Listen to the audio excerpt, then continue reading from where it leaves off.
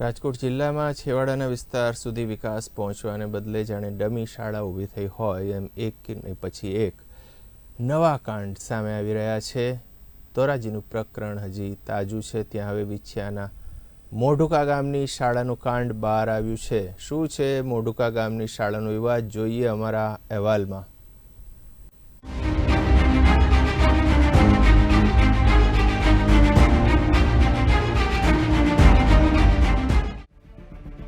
વિછિયાના મોઢુકામાં ઓમ સત્યસાઈ માધ્યમિક સ્કૂલ બંધ હાલતમાં। છેલ્લા 3 વર્ષથી બંધ ઓમ સત્યસાઈ માધ્યમિક સ્કૂલ બંધ હોવા છતાં 32 વિદ્યાર્થીનો અભ્યાસ માત્ર કાગળ પર। શાળાના 32 વિદ્યાર્થીઓના ફોર્મ બોર્ડની પરીક્ષા માટે ભરાયા। શાળાના વિદ્યાર્થીઓ અન્ય શાળામાં ભણતા હોવાનું સામે આવ્યું। શિક્ષણ અધિકારીની મંજૂરી વિના અભ્યાસનું સ્થળ ફેરફાર કરાયો। સમગ્ર મામલે ભાજપના અગ્રણી દ્વારા લેખિતમાં ફરિયાદ કરાઈ। શું એજ્યુકેશનના નિયમનો ભંગ કરવા બદલ દંડ ફટકારાશે? મંજૂરી વિના વિદ્યાર્થીઓનું સ્થળાંતર કરતી શાળા થશે બંધ? વિદ્યાર્થીઓના ભવિષ્ય સાથે કેમ કરવામાં આવે છે ચેડા? રાજકોટના વિછિયાના મોઢુકા ગામમાં આવેલ ઓમ સત્યસાઈ માધ્યમિક સ્કૂલ છેલ્લા 3 વર્ષથી બંધ હોવા છતાં 32 વિદ્યાર્થીનો અભ્યાસ માત્ર કાગળ પર ચાલતો હતો। મોઢુકાની ઓમ સત્યસાઈ સ્કૂલ છેલ્લા 3 વર્ષથી બંધ હોવા છતાં ધોરણ 12ના બોર્ડના ફોર્મ ભરાયા હતા। શાળા બંધ હોવા છતાં ધોરણ 12ની બોર્ડની પરીક્ષાના ફોર્મ કઈ રીતે ભરાયા તે સૌથી મોટો સવાલ છે। વિછિયાના ભાજપના અગ્રણીએ લેખિત ફરિયાદ કરાયા બાદ તપાસ શરૂ કરવામાં આવી છે। હવે રાજકોટ ડીઓ ઓફિસની અંદર હું મારા કામ અર્થે ગયેલો હતો ત્યારે મોઢુકાનું સત્યસાઈ માધ્યમિક શાળાનું લેટર પેડના માહિતી બધી જે દર મહિને અથવા બીજી કોઈ ફાયર સેફટીની માહિતીની જરૂરિયાત હોય અથવા ડીઓ ઓફિસના અધિકારી દ્વારા પણ સ્થળ તપાસ થતી હોય છે, તો આવી માહિતી ખોટી ડીઓ સુધી પહોંચે છે અથવા ડીઓની મીઠી નજરે ગાંધીનગર સુધી માહિતી આ પહોંચાડવામાં આવે છે।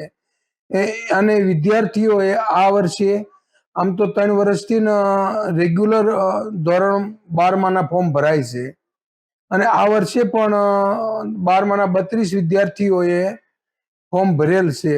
તેની કારકિર્દી ન બગડે અને કોઈ પ્રશ્ન ઊભો થાય તો આ વિદ્યાર્થીના હિત ખાતર મેં આ રાજકોટ ડીઓ શ્રીને લેખિત જાણ કરી છે। માધ્યમિક શિક્ષણ બોર્ડની અંદર પણ મેં જાણ કરી છે। ઓમ સત્યસાઈ સ્કૂલ ભાડેથી ચલાવવામાં આવતી હોવાનું સામે આવ્યું છે। મોઢુકા ગામની ઓમ સત્યસાઈ સ્કૂલના વિદ્યાર્થીઓ અન્ય ક્રિષ્ના સ્કૂલમાં ભણતા હોવાનું સામે આવ્યું છે। તમારી જે ખેતર છે, વાડી છે, એમાં સ્કૂલ ચાલતી હતી। હા, શું નામની સ્કૂલ ચાલતી હતી? સત્યસાઈ। સત્યસાઈ। હા, કેટલા સમયથી આ ફરી ગઈ છે, સ્કૂલ બંધ થઈ ગઈ? હા, 1.5-2 વર્ષ થયા। બરાબર છે। 1.5-2 વર્ષ થયા, તો અત્યારે હાલ ક્યાં છે? ચાલે કૃષ્ણમાં એને દફતર આપ્યું છે। એ કઈ બાજુ આવી? એ સોમનાથ રોડે આવ્યું। ઓકે, કેટલા સમય થઈ ગયો? હા, 1.5-2 વર્ષ જેવું થયું છે। તમારી જમીન તો ભાડે પટ્ટે જ આપી લીધી સ્કૂલને? હા, એ તો મકાન ખાલી એમ ભાડે આપતા હતા।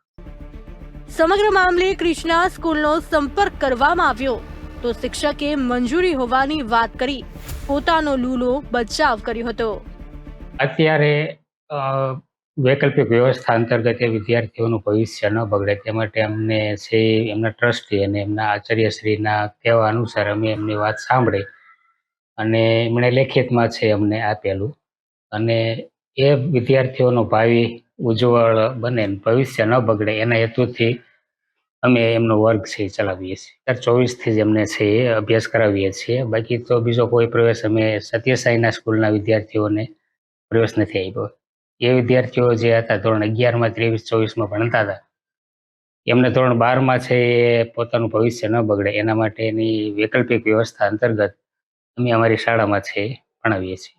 હા, અમે લેખિતમાં એમને ડીઓને છે અમે જાણ કરેલી, એમના આચાર્ય થકી અને અમે કૃષ્ણા સ્કૂલમાં એમને છે સ્ટડી કરાવીએ એ માટેની છે રજૂઆત અમે ડીઓને કરેલી છે।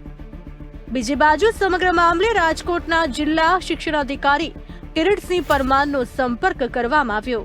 તો જિલ્લા શિક્ષણ અધિકારીએ ખુલાસો કર્યો કે શાળા દ્વારા કોઈ પણ પ્રકારની મંજૂરી લેવામાં આવી નથી. તાલુકાની અંદર શ્રી ઓમ સત્યસાઈ માધ્યમિક અને ઉત્તર માધ્યમિક શાળા જે ખાનગી શાળા છે અને એ Om Satyasai education and charitable trust Vichhiya સંચાલિત છે. આ શાળા તેમણે 30/10/2024 અમને એવું એક લેખિત આપેલું છે કે આ ગામની અંદર આ જે શાળા અમે અત્યારે ચલાવીએ છીએ એમાં મકાન છે એ જર્જરિત હાલતમાં છે, અદ્યતન સુવિધાઓથી સજ્જ નથી એટલું બધું, એટલે હવે એ જર્જરિત થઈ ગયું હશે એટલે એના બેઝ ઉપર એમને સમારકામ કરાવવું છે મકાનનું.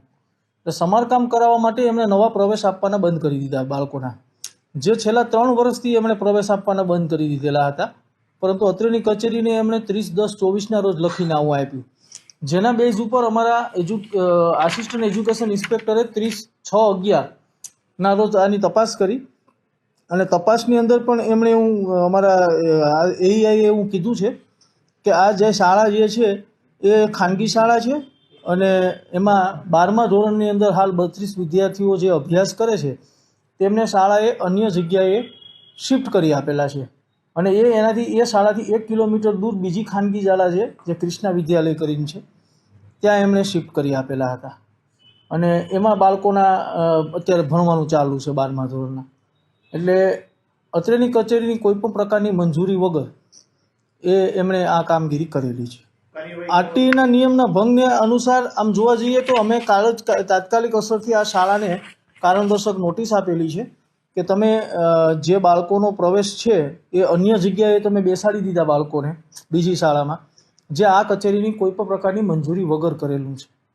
એટલે જેથી કરીને અમે કારણદર્શક નોટિસ કાલે આપી છે અને ગુજરાત માધ્યમિક અને ઉત્તર માધ્યમિક શિક્ષણ બોર્ડ અને કમિશનરશ્રી શાળાઓની કચેરીને મેં આજે જ રિપોર્ટ અત્યારે મારો તૈયાર કરી અને મોકલી આપ્યો છે. હવે સવાલ એ થાય છે કે તંત્રએ શાળા સામે ત્વરિત કેમ કાર્યવાહી ન કરી? બીજા પણ અનેક એવા સળગતા સવાલો છે કે જે સામાન્ય જનતાના મનમાં ઉદ્ભવી રહ્યા છે. શા માટે વિદ્યાર્થીઓના ભાવિ સાથે કરવામાં આવી રહ્યા છે ચેડા? ખાનગી શાળાઓ કેમ કરી રહી છે પોતાની મનમાની? વિદ્યાર્થીઓનું સ્થળાંતર કરતા પહેલા કેમ તંત્રની ના લીધી મંજૂરી? કોની મિલીભગતથી વિદ્યાર્થીઓ સાથે ખેલાયો ખેલ? શું તંત્રની ઢીલી નીતિને કારણે શાળાઓ કરી રહી છે મનમાની? હજુ પણ છેવાડાના ગામોમાં કેટલી શાળાઓ ખેલતી હશે વિદ્યાર્થીઓના ભાવિ સાથે? હરેશ તેરૈયા, રાજકોટ, બી ઇન્ડિયા.